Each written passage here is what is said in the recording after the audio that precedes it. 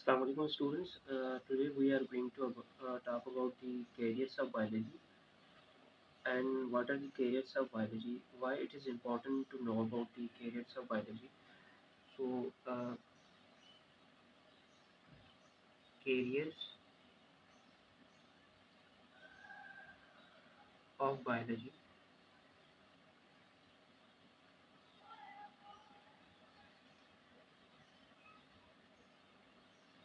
scope of biology,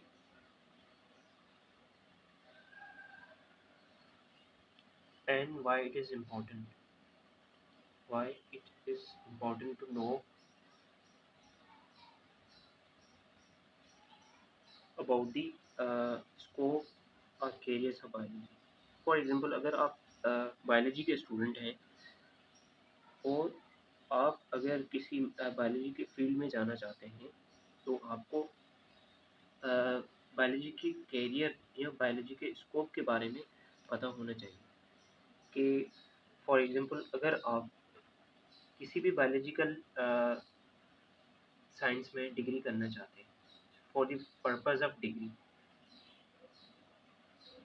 किसी भी biological science में आप डिग्री करना चाहते हैं तो आपको उसका बैकग्राउंड पता होना चाहिए। ठीक, अगर आपको बैकग्राउंड उसका नहीं पता तो किसी अ, उस इंसान से पूछना चाहिए कि जो उस बायोलॉजी के फील्ड में काम कर रहा है।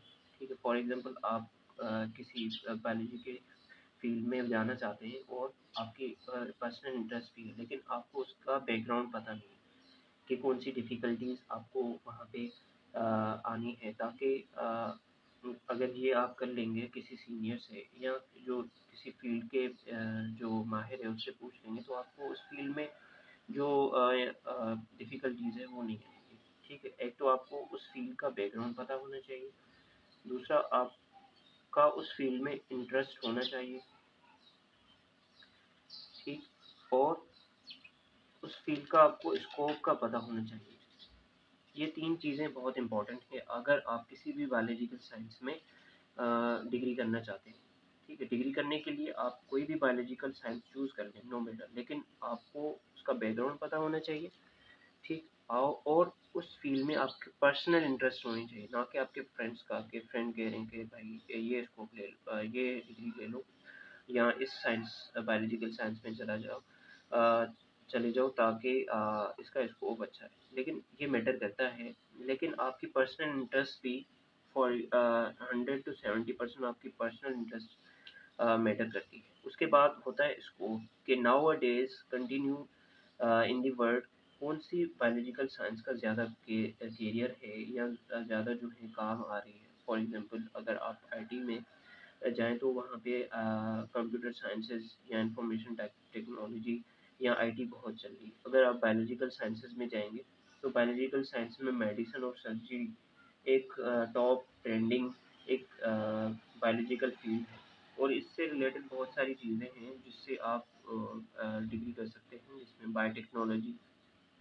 या जो है बायोसाइंसेज़, बायोइन्फॉर्मेटिक्स ऐसी बहुत सारी ब्रांचेज़ हैं जिसमें आप अपनी पर्सनल इंटरेस्ट के थ्रू आप उसमें डिग्री कर सकते हैं। So careers of biology scope of biology का बताने का मकसद ये है कि अगर आप फॉर एग्जांपल यूनिवर्सिटी लेवल पे आप बीएस करना चाहते हैं तो किस बायोलॉजिकल साइंस को आपको ऑप्ट करना चाहिए। आप मेडिकल के स्टूडेंट हैं तो आपको मेडिसिन या सर्जरी ना मिले या एमबीबीएस में ना हो तो बहुत सारे ऑप्शंस होते हैं कि आप दूसरी बायोलॉजिकल साइंस को चूज़ कर सकें।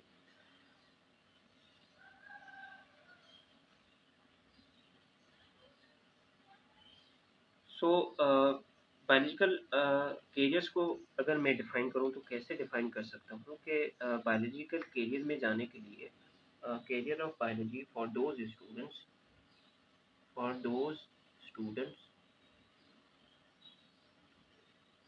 हु चूज़ सब्जेक्ट बायोलॉजी, मतलब कि कोई मेडिकल का स्टूडेंट है, सब्जेक्ट बायोलॉजी चूज़ करता है और उसमें डिग्री ऑब्टेन करता है। तो obtain degree, you must have background of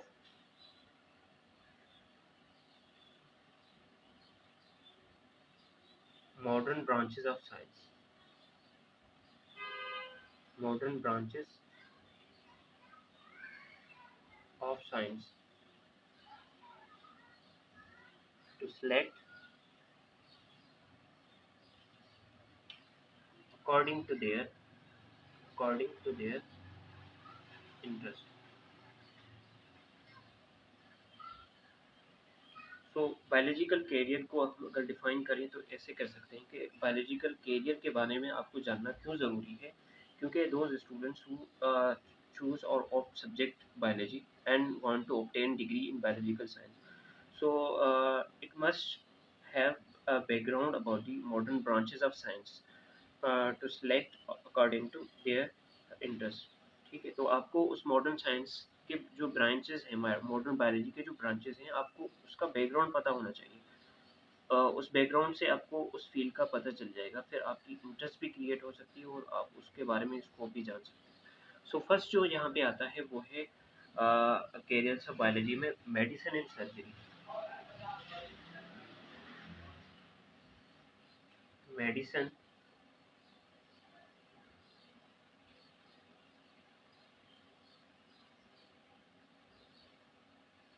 and surgery, ये बहुत ही ट्रेंडिंग ब्रांच ऑफ साइंस है। और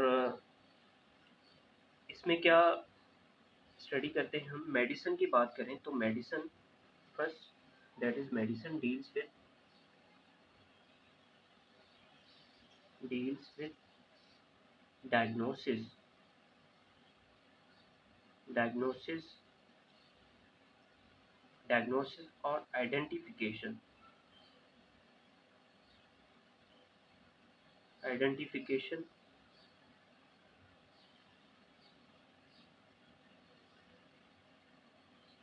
and treatment of disease.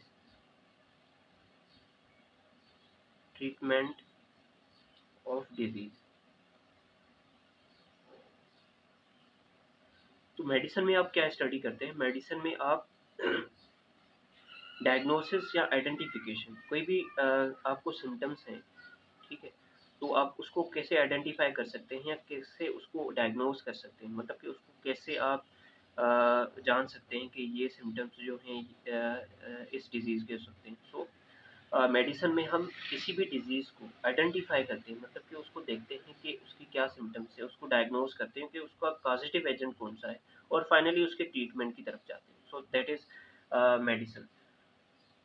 Medicine simply deals with the diagnosis, identification, and treatment of disease. What about the surgery? Surgery deals with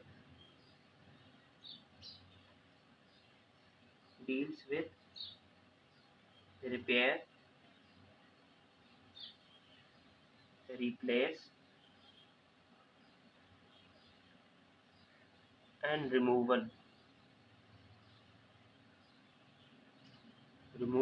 of affected tissue.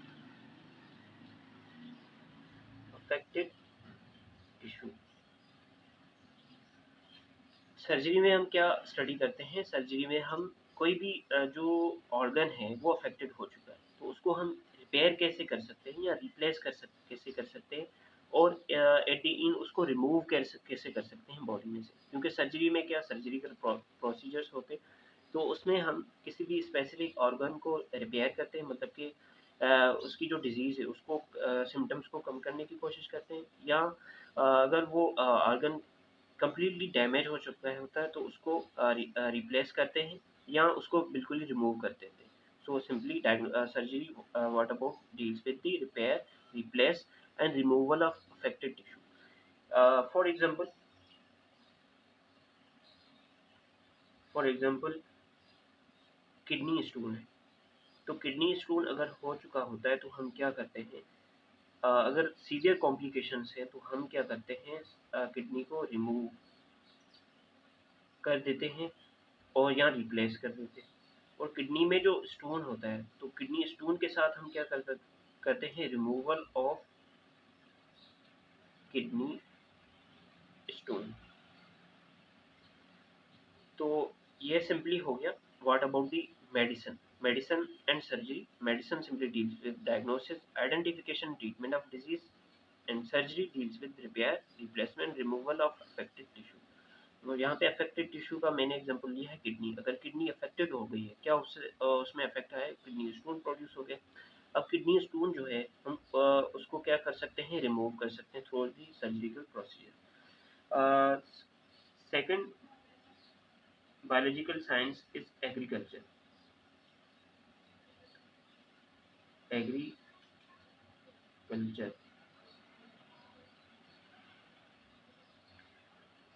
agriculture, the branch of science that deals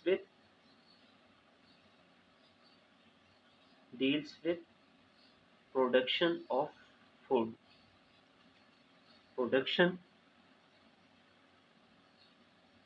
of food products or food crops. For example, wheat है,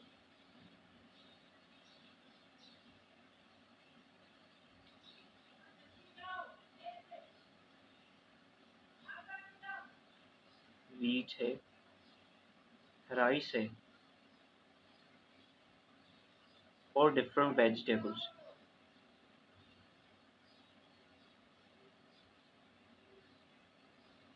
तो simply agriculture में हम क्या study करते हैं, agriculture deals with the production. मतलब कि जो क्रॉप्स हैं तो उसकी जो पैदावार है, कोई भी फूड है उसकी पैदावार कितनी हो सकती है, हम उसको इंक्रीज कैसे कर सकते हैं, वो सब हम एग्रीकल्चर में स्टडी करते हैं। सो एग्रीकल्चर डील्स विद प्रोडक्शन, मतलब कि कोई भी फूड है उसकी पैदावार को हम कैसे इंक्रीज कर सकते हैं, प्रोडक्टिविटी को कैसे इंक्रीज कर सकते हैं। सो उसको हम एग्रीकल्चर में स्टडी करते हैं। Agriculture the deals with the production of food crops. For example wheat है, राइस है, और डिफरेंट वेजिटेबल्स है। ठीक है, तो डिफरेंट वेजिटेबल्स का जो प्रोडक्शन है हम उसको इंक्रीज कैसे कैसे कर सकते हैं, तो हम वो एग्रीकल्चर में स्टडी करते हैं। Next is horticulture. Horticulture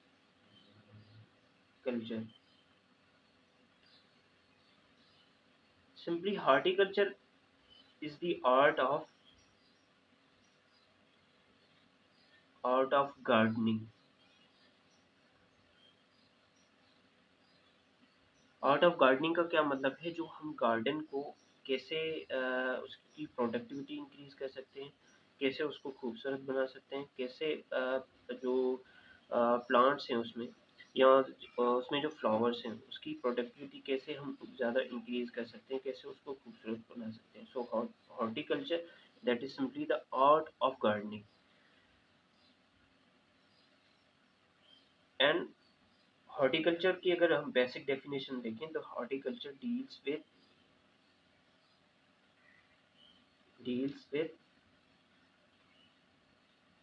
production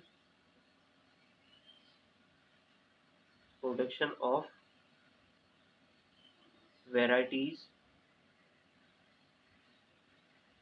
varieties of plants, या फ्रूट्स भी कह सकते हैं। तो हॉर्टिकल्चर में हम क्या पढ़ते हैं कि हम हॉर्टिकल्चर के थ्रू डिफरेंट वैरायटीज के प्लांट्स या फूड्स को प्रोड्यूस कर सकते हैं। डिफरेंट वैरायटीज मतलब कि डिफरेंट वैरायटीज के फ्रूट्स को प्रोड्यूस कर सकते हैं, डिफरेंट वैरायटीज के या डिफरेंट काइंड्स के प्लांट्स को प्रोड्यूस कर सकते हैं। So that is horticulture. Horticulture simply the art of gardening. Gardening में हमें देखें कि डिफरेंट वहाँ पे फ्लावर्स या जो हैं डिफरेंट स्मॉल प्लांट्स ग्रो करवा रहे होते हैं for the purpose of gardening.